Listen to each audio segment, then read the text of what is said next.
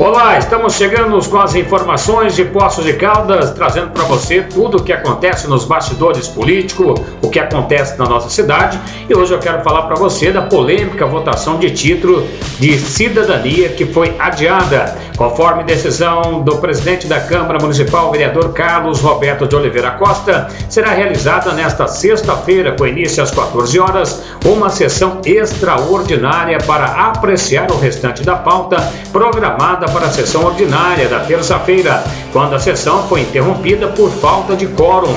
No momento em que a sessão foi suspensa, estava em discussão o processo do decreto legislativo que concede título de cidadania Poços Caldense à juíza de direito Tereza Conceição Lopes de Azevedo, inexistente grau de parentesco com o prefeito.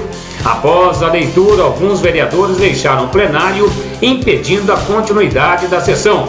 Com a pauta foi trancada pelo referido projeto de lei, a sessão extra de sexta-feira, caso a proposta não seja retirada pela autora da homenagem, vereadora Lígia de Podestá do DEM, será o primeiro da pauta a ser novamente colocada à apreciação e votação do plenário.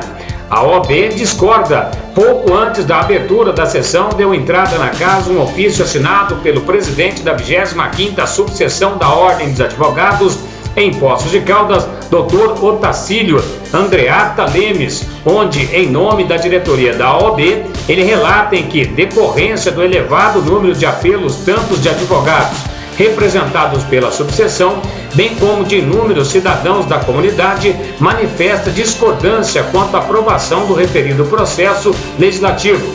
O presidente da OAB destaca ainda que não parece razoável a referência proposição nesse momento. Haja visto o contexto presente, onde a meritíssima senhora juíza responde pela sindicância disciplinar junto à Corredoria de Egrégio Tribunal de Justiça de Minas Gerais, cujo resultado, caso condenatório, poderá contradizer as razões que fundamentaram a decoração da juíza.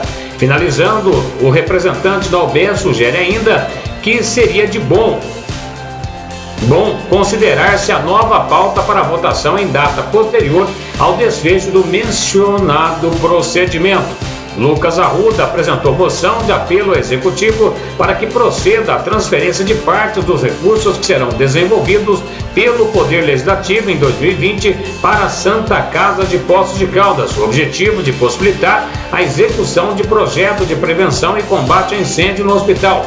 Segundo o vereador, o hospital, fundado em 1904, que atende pacientes da cidade e região, ainda não possui o auto de vistoria do Corpo de Bombeiros, que garante todas as medidas de segurança com vistas a evitar incêndios e situações de pânico. Esta regularização, segundo Lucas, visa garantir também a segurança dos trabalhadores no hospital, sobretudo dos pacientes que se encontram em situação vulnerável a acidentes que possuem resultar em danos à vida e ao patrimônio, além do hospital estar sujeito à aplicação de multas, até mesmo à interdição. De acordo com o próprio vereador Lucas da Rede, que é reeleito, já está pronto o projeto à execução. É um custo avaliado de R$850 mil. A Câmara Municipal, segundo informou o vereador, deve devolver no final deste ano cerca de 5 milhões que não foram utilizados para custeio do Poder Legislativo.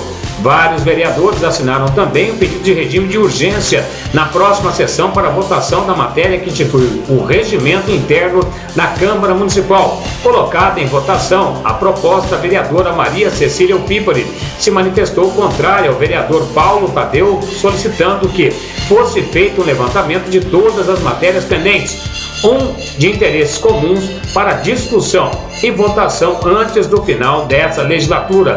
No caso do regimento interno, ele acredita que o mais prudente seja a votação em reunião extraordinária, tendo em vista o tamanho do desafio que é votar a matéria de aproximadamente 700 dispositivos. Para Paulo Tadeu, do PT, a Câmara ainda terá que fazer uma extraordinária para votar o orçamento de 2021.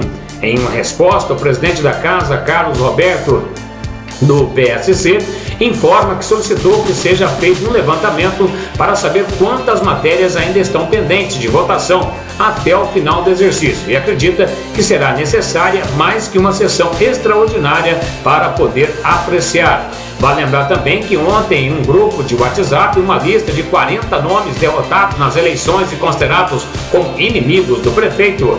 A lista existe e circula pelo andar de cima da Casa Amarela. No entanto, não fala em inimigos, cita apenas os enterrados publicamente. Vários nomes que constam na lista divulgada ontem não consta a lista verdadeira, embora cerca de 80% dos nomes estejam nas duas listas. Alguns nomes que já estão na lista verdadeira foram substituídos na lista falsa. João Grandão, Valdemar Lemes, os dois do MDB, Paulo Eustáquio também do MDB, Marcos Tony, Álvaro Canhane, Paulinho Colominas, Jonei Eiras e outros. O primeiro nome da lista é do ex-prefeito Luiz Antônio Batista, seguido de Albert Mareca. Se a pandemia trouxe incertezas para os municípios, por outro lado, a situação confortável dos prefeitos mineiros em 2020, inclusive com recurso para pagamento do 13º salário, pode ser explicada pela aprovação da proposta de emenda à Constituição PEC, que garantiu o repasse federal do Fundo de Participação dos Municípios, o chamado FPM, no mesmo patamar de 2019. E pelo fato do governo Romeu Zema, do Novo, ter passado o montante de direito das cidades e cumprindo o acordo em relação ao valor devido na gestão de Fernando Pimentel. Quem disse que isso foi Gilvan Lacerda, presidente da Associação Mineira dos Municípios, acrescentando que para as prefeituras de cidades mineiras, os valores recebidos como auxílio no combate ao coronavírus e repasse dos montantes devidos, realizado na mesma correta pelo Estado, contribuíram para o 13º pagamento de salário dos servidores municipais. Segundo dados ainda do Tesouro, atualizados no último dia 30, Minas Gerais recebeu ao todo 1,6 bilhão em auxílio financeiro para reposição de perdas. E já que está sobrando dinheiro em caixa dos milhões repassados pelo governo federal para a Prefeitura de Poços de Caldas enfrentar a pandemia do coronavírus, o prefeito, juntamente com o seu secretário de saúde, Dr. Carlos Mosconi, deveriam analisar o que fez o prefeito de Belo Horizonte, que foi ao Instituto Butantan, em São Paulo, onde já garantiu e comprou uma quantidade de vacinas suficientes para imunizar a população da capital belo-horizontina, capital mineira.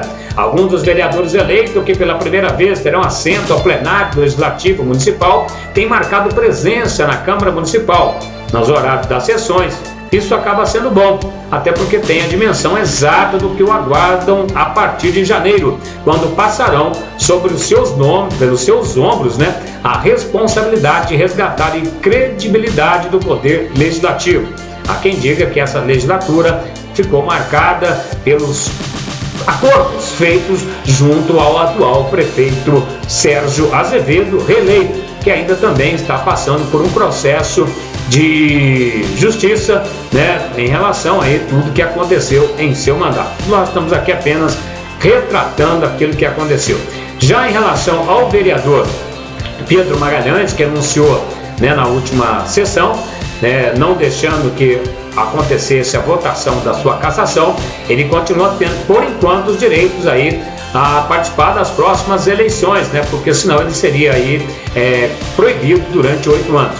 Como primeiro suplente do PSDB, o ex-vereador Marcos Sansão será o substituto de imediato do vereador Pedro Magalhães, que renunciou ao seu mandato. Sansão responde pela direção da Águas Minerais Poços de Caldas e, pelo que consta, ele prefere continuar no cargo, até porque são apenas 20 dias na Câmara e Sansão quer garantir o seu emprego. Vale lembrar que, neste caso, Jonei Eiras pode assumir por 20 dias a Câmara Municipal.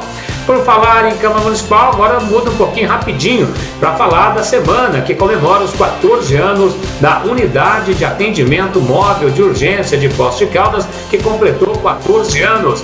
Ao longo deste período, 709.962 ligações recebidas, 159.369 orientações feitas por telefone e o envio de ambulâncias para atender a 240.529 ocorrências.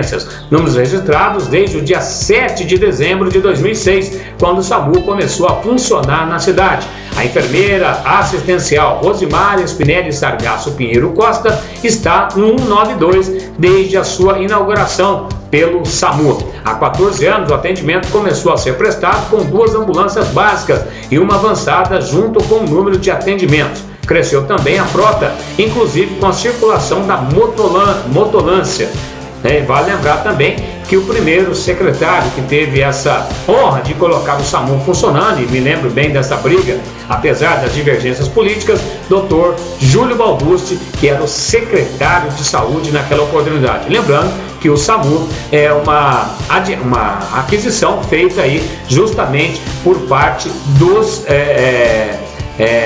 governos, né, dos governos Lula e Dilma, né? Então vale sempre lembrar você, eu estou colocando aqui na tela agora, ia colocar para você aqui, mas acabou não entrando, mas a gente lembra aí, né, do pessoal do SAMU, né? Parabéns aí aos meninos do SAMU, né, por essa condição. Estou pondo agora para você está acompanhando comigo aqui, né, o pessoal aí todo do SAMU aí, né, tá aqui o Anderson, eu conheço, tá lá a Rose aqui no fundo, tem outros aqui que eu não vou lembrar o nome de todo mundo, mas parabéns aí pelos 14 anos, pelo trabalho que é feito por essa equipe maravilhosa, né? Equipe de socorrista do SAMU, que começou no dia 7 de dezembro de 2006 em Poços de Caldas. E é uma equipe maravilhosa, uma equipe que vem fazendo um trabalho aí diferenciado ao longo do tempo, e até porque merecem todo o nosso apoio. Então, um abraço aí aos socorristas do SAMU de Poços de Caldas. Gente, um abraço a todos aí. Não, só lembrando, aprendeu aí, tá fazendo grandes operações da Polícia Civil, né? Prendeu 10 barras de maconha, isso mesmo, 10 barras de maconha.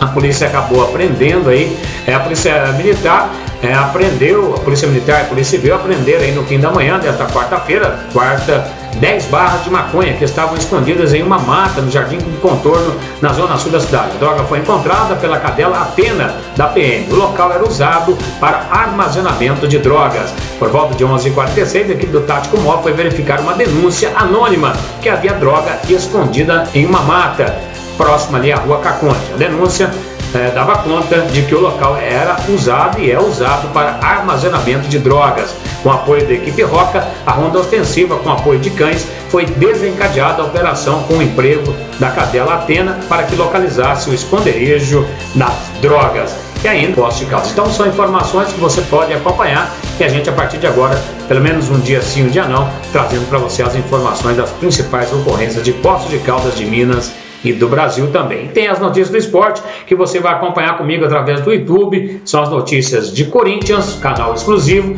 notícias do Flamengo, canal exclusivo, e ainda as notícias dos jogos também pelo nosso Poços Alerta em geral. Todos, até uma próxima. Valeu, gente. Obrigado. Tamo juntos e misturados para sempre.